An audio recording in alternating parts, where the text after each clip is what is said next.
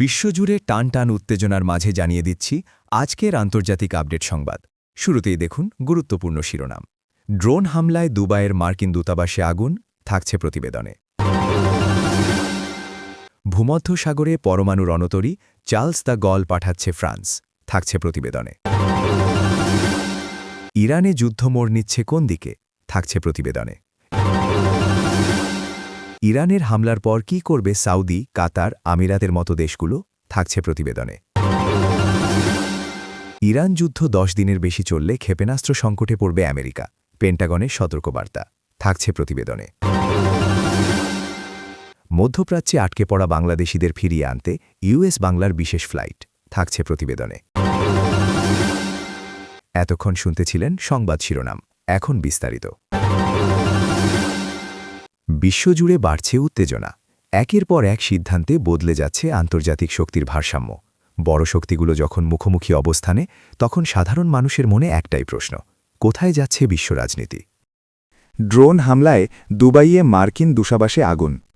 গতকাল মঙ্গলবার রাতে দুবাইয়ে অবস্থিত মার্কিন কনসুলেটের কাছে ড্রোন হামলায় সেই ভবনে আগুন লেগে যায়, যা ইরানের তরফ থেকে উপসাগরীয় অঞ্চলে মার্কিন কূটনৈতিক মিশনগুলোকে লক্ষ্যবস্তুতে পরিণত করার তীব্রতা বৃদ্ধি করার সময় ঘটল। খবর বার্তা সংস্থা এএফপির। বাসিন্দারা এএফপিকে জানিয়েছেন যে তারা একটি বিস্ফোরণের শব্দ শুনতে পেয়েছেন এবং একজন বলেছেন যে তিনি তখন আগুন দেখতে পেয়েছেন। পুলিশ আশেপাশের রাস্তাগুলো বন্ধ করে দিয়েছে এবং ক্ষতি দেখার চেষ্টাকারী পথচারীদের সরিয়ে দিয়েছে। দুবাই কর্তৃপক্ষ নিশ্চিত করেছে যে মার্কিন কনসুলেটের কাছে ড্রোন সংক্রান্ত ঘটনায় লেগে যাওয়া আগুন সফলভাবে নিয়ন্ত্রণে আনা হয়েছে। গতকাল মঙ্গলবার ভোরে সৌদি আরবের রাজধানী রিয়াদে অবস্থিত মার্কিন দূতাবাসে 2টি ড্রোন হামলা চালানো হয়েছে, ফলে ছোটখাটো অগ্নিকাণ্ডের ঘটনা ঘটে। ভবন থেকে ধোঁয়া বের হতে দেখা যাওয়ার পর কূটনৈতিক সূত্র এএফপিকে জানিয়েছে সোমবার কুয়েতে মার্কিন দূতাবাসে হামলা চালানো হয়েছে। মধ্যপ্রাচ্যের চলমান যুদ্ধের অংশ হিসেবে গত শনিবার থেকে উপসাগরীয় অঞ্চলে ইরানের বোমাবর্ষণ চলছে, যার মধ্যে বিমানবন্দর এবং তেল স্থাপনাও রয়েছে। মার্কিন পররাষ্ট্রমন্ত্রী মার্কো রুবিও দুবাইয়ে ড্রোন হামলার বিষয়টি নিশ্চিত করেছেন এবং বলেছেন যে সমস্ত কর্মী নিরাপদে আছেন। তিনি ওয়াশিংটনে সাংবাদিকদের বলেন, দুর্ভাগ্যজনকভাবে একটি ড্রোন চ্যান্সেলারি ভবন সংলগ্ন একটি পার্কিং লটে আঘাত হেনেছে। এরপর সেখানে আগুন লেগে যায়। ভূমধ্যসাগরে পরমাণু রণতরী চার্লস দ্য গল পাঠাচ্ছে ফ্রান্স। ইরান ইসরায়েল যুক্তরাষ্ট্রের মধ্যকার চলমান সংঘাতে এবার সরাসরি যুক্ত হল ফ্রান্স। ইউরোপীয় ইউনিয়ন ইইউর সদস্যরাষ্ট্র সাইপ্রাসে ইরানি ক্ষেপণাস্ত্র ও ড্রোন হামলার প্রতিবাদে ভূমধ্যসাগরে শক্তিশালী পরমাণু শক্তিচালিত বিমানবাহী রণতরী চার্লস দ্য গল মোতায়েনের নির্দেশ দিয়েছেন প্রেসিডেন্ট ইমানুয়েল ম্যাক্রঁ। মঙ্গলবার 3 মার্চ টেলিভিশনে দেওয়া এক ভাষণে ম্যাক্রঁ এ নির্দেশ দেন। তিনি জানান, গত 2 মার্চ সাইপ্রাসে ব্রিটেনের সামরিক ঘাঁটিতে ইরান হামলা চালিয়েছে। সাইপ্রাস ইইউর সদস্য হওয়ায় জোটের নিরাপত্তা সনদ অনুযায়ী তাদের সুরক্ষা দিতে এই সিদ্ধান্ত নেওয়া হয়েছে।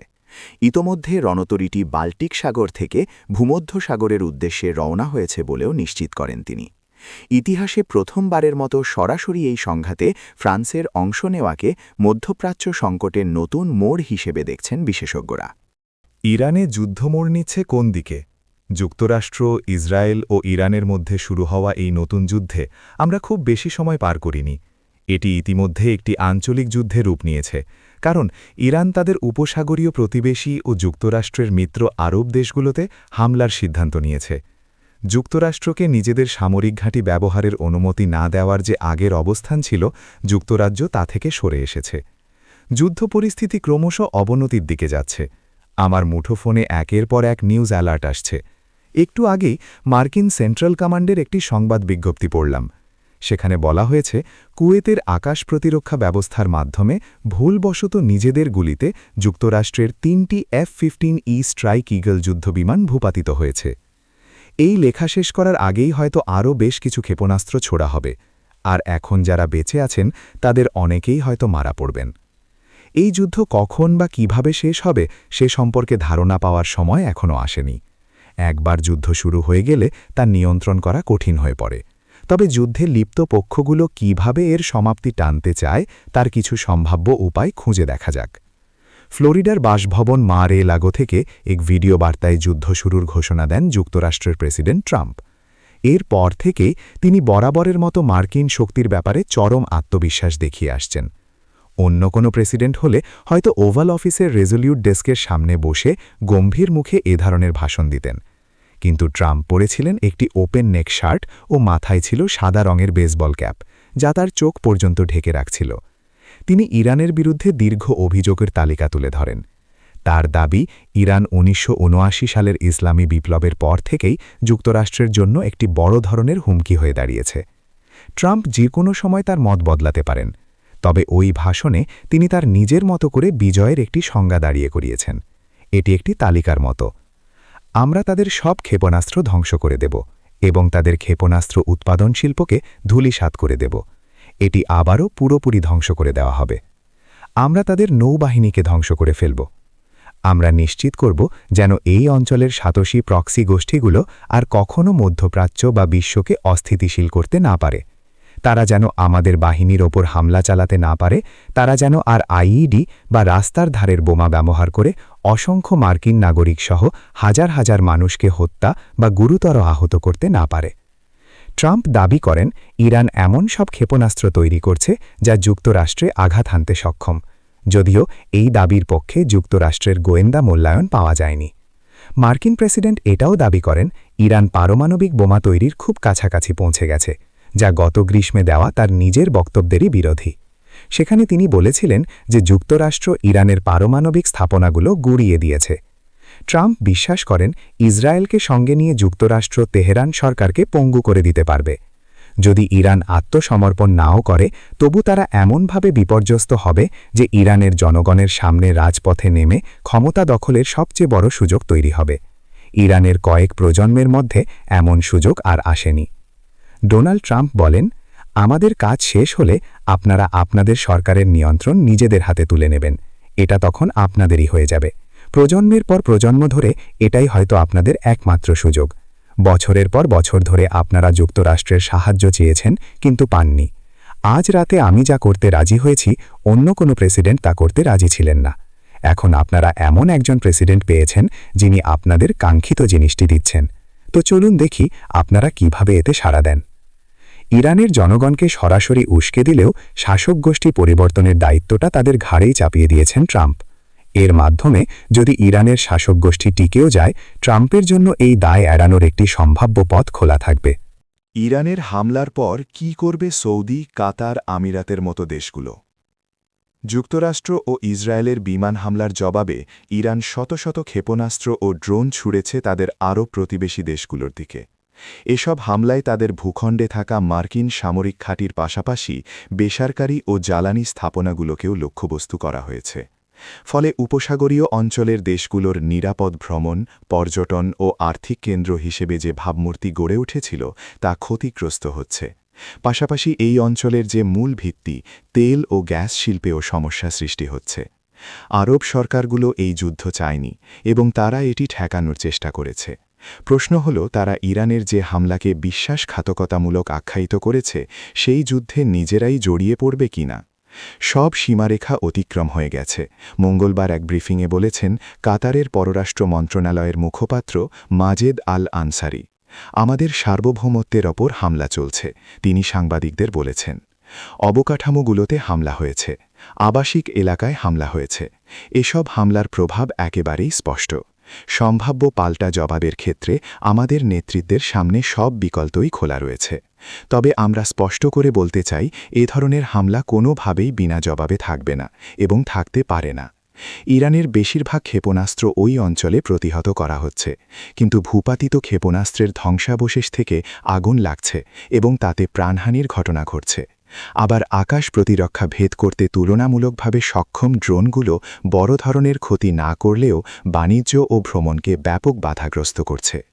এটাই ইরানের কৌশল বলে অনেকের কাছে মনে হচ্ছে, যে নিজেদের আরব প্রতিবেশীদের বিপর্যস্ত করে তোলা, যাতে যুদ্ধ বন্ধে তারা যুক্তরাষ্ট্রের ওপর চাপ প্রয়োগ করে। ফিনান্সিয়াল টাইমসের তথ্য অনুযায়ী ইরান ইসরায়েলের দিকে যত ড্রোন ও ক্ষেপণাস্ত্র ছুড়েছে, তার সমান সংখ্যক ছুড়েছে উপসাগরীয় অঞ্চলের প্রধান বাণিজ্য ও পর্যটন কেন্দ্র সংযুক্ত আরব আমিরাতের দিকে। ওই অঞ্চলের গুরুত্বপূর্ণ তেল ও গ্যাস শিল্প ইরানের জন্য গুরুত্বপূর্ণ অস্ত্র হয়ে উঠতে পারে। এ খাতে বড় ধরনের বিঘ্ন ঘটলে তা বৈশ্বিক অর্থনীতিকে ব্যাপক মাত্রায় প্রভাবিত করতে পারে।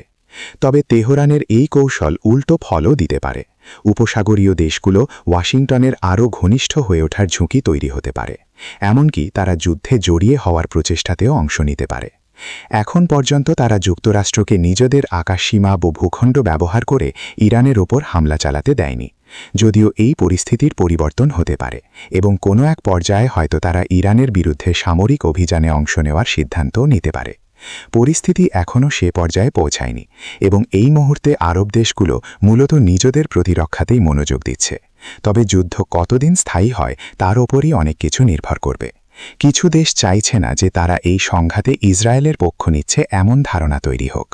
2023 সালের অক্টোবর মাসে হামাসের হামলার জবাবে গাজায় ইসরায়েলের প্রাণঘাতী ও ব্যাপক ধ্বংসযজ্ঞ আর লেবানন ও সিরিয়ার মতো দেশে সামরিক হস্তক্ষেপের কারণে ইসরায়েলের সাথে আরব দেশগুলোর সম্পর্কে টানাপড়েন তৈরি হয়েছে। বিশেষ করে গত বছর হামাস নেতৃত্বকে হত্যার চেষ্টায় কাতারে বোমা হামলার ঘটনায় আরব বিশ্ব ক্ষুব্ধ হয়েছিল। তবে এটা স্পষ্ট যে ইরানের হামলা উপসাগরীয় দেশগুলোর মধ্যে ঐক্য জোরদার করছে। উপসাগরীয় সহযোগিতা পরিষদের 6 সদস্য সৌদি আরব, কুয়েত, কাতার, বাহরাইন, সংযুক্ত আরব আমিরাত ও ওমান রবিবার জরুরি বৈঠক করে সংহতি প্রকাশ করেছে। দেশগুলো নিজেদের নিরাপত্তা ও স্থিতিশীলতা রক্ষায় এবং ভূখণ্ড, নাগরিক ও বাসিন্দাদের সুরক্ষায় প্রয়োজনীয় সব ব্যবস্থা নেওয়ার অঙ্গীকার করেছে, যার মধ্যে আগ্রাসনের জবাব দেওয়ার বিষয়ও রয়েছে। সংযুক্ত আরব আমিরাতের প্রেসিডেন্টের একজন সিনিয়র কূটনৈতিক উপদেষ্টা আনোয়ার গার্গাস ইরানকে সংযত হওয়ার আহ্বান জানিয়েছেন। আপনার যুদ্ধ আপনার প্রতিবেশীর সাথে নয়, সামাজিক মাধ্যম এক্সে লিখেছেন তিনি। বিচ্ছিন্নতা ও উত্তেজনা আর বাড়ার আগেই নিজের এলাকায় ফিরে এসে প্রতিবেশীদের সাথে যৌক্তিক ও দায়িত্বশীল আচরণ করুন, লিখেছেন তিনি। ইরান যুদ্ধ 10 দিনের বেশি চললে ক্ষেপণাস্ত্র সংকটে পড়বে আমেরিকা, পেন্টাগনের সতর্কবার্তা। ইরানের সঙ্গে চলমান সংঘাত যদি আরও 10 দিন স্থায়ী হয় তবে যুক্তরাষ্ট্রের গুরুত্বপূর্ণ ক্ষেপণাস্ত্রের মজুদ বিপজ্জনক স্তরে নেমে আসতে পারে বলে পেন্টাগন থেকে সতর্ক করা হয়েছে। আল জাজিরার এক প্রতিবেদনে জানানো হয়েছে, যুদ্ধের চতুর্থ দিনে পৌঁছে পেন্টাগনের উচ্চপদস্থ কর্মকর্তারা প্রেসিডেন্ট ডোনাল্ড ট্রাম্পকে এই সম্ভাব্য ঝুঁকি সম্পর্কে অবহিত করেছেন। দীর্ঘমেয়াদী সংঘাতের ফলে কেবল সমরাস্ত্রের সংকটই তৈরি হবে না, বরং ফুরিয়ে যাওয়া গোলাবারুদ পুনরায় সংগ্রহ করতে যুক্তরাষ্ট্রকে বিশাল অঙ্কের ব্যয়ভার বহন করতে হবে। যদিও প্রেসিডেন্ট ট্রাম্প সামাজিক যোগাযোগ মাধ্যম ট্রুথ সোশ্যালে দাবি করেছেন যে যুক্তরাষ্ট্রের অস্ত্রভাণ্ডার বর্তমানে ইতিহাসের শ্রেষ্ঠ অবস্থানে রয়েছে এবং এই মজুদ দিয়ে চিরকাল যুদ্ধ চালানো সম্ভব। পেন্টাগনের ফাঁস হওয়া তথ্যানুযায়ী বিশেষ করে ইন্টারসেপ্টর বা ক্ষেপণাস্ত্র প্রতিরোধী ব্যবস্থার সংকট সবচেয়ে প্রকট হওয়ার আশঙ্কা রয়েছে। জয়েন্ট চিফস অফ স্টাফের চেয়ারম্যান জেনারেল ড্যান কেইন সতর্ক করেছেন যে ইসরায়েল ও ইউক্রেনকে বিপুল সামরিক সহায়তা দেওয়ার ফলে আমেরিকার নিজস্ব মজুদ ইতিমধ্যে বেশ সংকুচিত হয়ে পড়েছে। গত বছরের ইরান যুদ্ধের সময় যুক্তরাষ্ট্র তাদের থার্ড ইন্টারসেপ্টরের প্রায় 25% ব্যবহার করে ফেলেছিল। বর্তমান সংঘাতে ইরান যেভাবে ড্রোনের ব্যবহার করছে তা মোকাবেলা করার জন্য যে পরিমাণ ব্যয়বহুল ইন্টারসেপ্টর প্রয়োজন তার উৎপাদন হার অত্যন্ত ধীর। মার্কিন পররাষ্ট্রমন্ত্রী মার্কো রুবিও জানিয়েছেন, ইরান মাসে প্রায় 100টি ক্ষেপণাস্ত্র তৈরি করছে, অথচ যুক্তরাষ্ট্র মাসে মাত্র 6 থেকে 7টি ইন্টারসেপ্টর তৈরি করতে সক্ষম। যুদ্ধের আর্থিক বোঝা নিয়েও উদ্বেগ বাড়ছে মার্কিন প্রশাসনের ভেতরে। সেন্টার ফর নিউ আমেরিকান সিকিউরিটির তথ্যমতে একটি এয়ারক্রাফট ক্যারিয়ার স্ট্রাইক গ্রুপ পরিচালনা করতে প্রতিদিন গড়ে $65 লাখ বা প্রায় 58 কোটি টাকা ব্যয় হয়। অভিযানের প্রথম 24 ঘণ্টাতেই যুক্তরাষ্ট্র প্রায় $77.90 লাখ খরচ করেছে। পেন হোয়াটন বাজেট মডেলের পরিচালক কেন্ট স্মেটার্স পূর্বাভাস দিয়েছেন যে ট্রাম্পের ইঙ্গিত অনুযায়ী যদি এই যুদ্ধ কয়েক সপ্তাহ স্থায়ী হয় তবে যুক্তরাষ্ট্রের মোট ব্যয়ের পরিমাণ $210 বিলিয়ন এগিয়ে ঠেকতে পারে। গত 1 বছরে কেবল ইসরায়েলকে সামরিক সহায়তা এবং মধ্যপ্রাচ্যের বিভিন্ন অভিযানে ওয়াশিংটন ইতিমধ্যে $30 বিলিয়ন বেশি খরচ করে ফেলেছে। বিশেষজ্ঞরা বলছেন, জেডিএম বা সাধারণ বোমাকে স্মার্ট বোমায় রূপান্তর করার কিট এবং নৌবাহিনী থেকে উৎক্ষেপণযোগ্য SM-3 ইন্টারসেপ্টরের মজুদও বর্তমানে নিম্নমুখী। এর মূল কারণ হিসেবে ইয়েমেনের হুথি বিদ্রোহী এবং ইরানের বিরুদ্ধে বারবার সামরিক অভিযান চালানোকে দায়ী করা হচ্ছে। পেন্টাগনের প্রতিবেদনে বলা হয়েছে, আমেরিকার এই আকাশ প্রতিরক্ষা ব্যবস্থাগুলো মূলত রাশিয়া বা চীনের মতো শক্তির সঙ্গে সংক্ষিপ্ত এবং তীব্র লড়াইয়ের জন্য তৈরি করা হয়েছিল, কিন্তু ইরানের মতো দেশগুলোর পক্ষ থেকে দীর্ঘস্থায়ী ও কম খরচের রকেট বা ড্রোন হামলা সামাল দেওয়ার জন্য এই ব্যবস্থাগুলো আর্থিকভাবে বেশ ব্যয়বহুল। এই ভারসাম্যহীনতা দীর্ঘমেয়াদে যুক্তরাষ্ট্রের জাতীয় নিরাপত্তাকে ঝুঁকিতে ফেলতে পারে বলে ধারণা করা হচ্ছে। মধ্যপ্রাচ্যে আটকে পড়া বাংলাদেশিদের ফিরিয়ে আনতে ইউএস বাংলার বিশেষ ফ্লাইট। মধ্যপ্রাচ্যে চলমান যুদ্ধ পরিস্থিতিতে সংযুক্ত আরব আমিরাতে আটকে পড়া বাংলাদেশিদের দেশে ফিরিয়ে আনতে ঢাকা, চট্টগ্রাম, আবুধাবি, ঢাকা রুটে একটি বিশেষ ফ্লাইট পরিচালনা করবে ইউএস বাংলা। বুধবার প্রথম ফ্লাইটটি ঢাকার হজরত শাহজালাল আন্তর্জাতিক বিমানবন্দর থেকে সন্ধ্যা ৬টা৩৫ চট্টগ্রাম হয়ে আবুধাবির উদ্দেশ্যে এবং চট্টগ্রাম থেকে রাত ৮টা২০ উড্ডয়ন করবে। একই ফ্লাইট আবুধাবি থেকে স্থানীয় সময় রাত ১টায় ৫ মার্চ ঢাকার উদ্দেশ্যে রওনা হবে। ১৮৯ আসন বিশিষ্ট বোয়িং ৭৩৭-৮০০ উড়োজাহাজের মাধ্যমে বিশেষ ফ্লাইটটি পরিচালিত হবে। Dhaka Chittagong Abu Dhabi flight number BS ৩৪৯ এবং Abu Dhabi Dhaka flight number BS ৩৫০। US বাংলার মহাব্যবস্থাপক মোহাম্মদ কামরুল ইসলাম বলেন, আবুধাবি এয়ারপোর্ট অথরিটি সার্বিক পরিস্থিতি বিবেচনায় ইউএস বাংলা এয়ারলাইন্স, ইত্তিহাদ সহ কয়েকটি এয়ারলাইন্সকে বিশেষ ফ্লাইট পরিচালনার অনুমতি প্রদান করেছে। বিমান বাংলাদেশ এয়ারলাইন্সের ২৮ জন ফ্লাইট ক্রু সংযুক্ত আরব আমিরাতের বিভিন্ন গন্তব্যে গত ২৮ ফেব্রুয়ারি যুদ্ধ পরিস্থিতির জন্য আটকে আছে। দুবাই ঢাকা বিশেষ ফ্লাইটে আজ ৪ মার্চ BS ৩৪২ ফ্লাইটে তাদেরকে দেশে ফিরিয়ে আনার উদ্যোগ নিয়েছে ইউএস বাংলা এয়ারলাইন্স।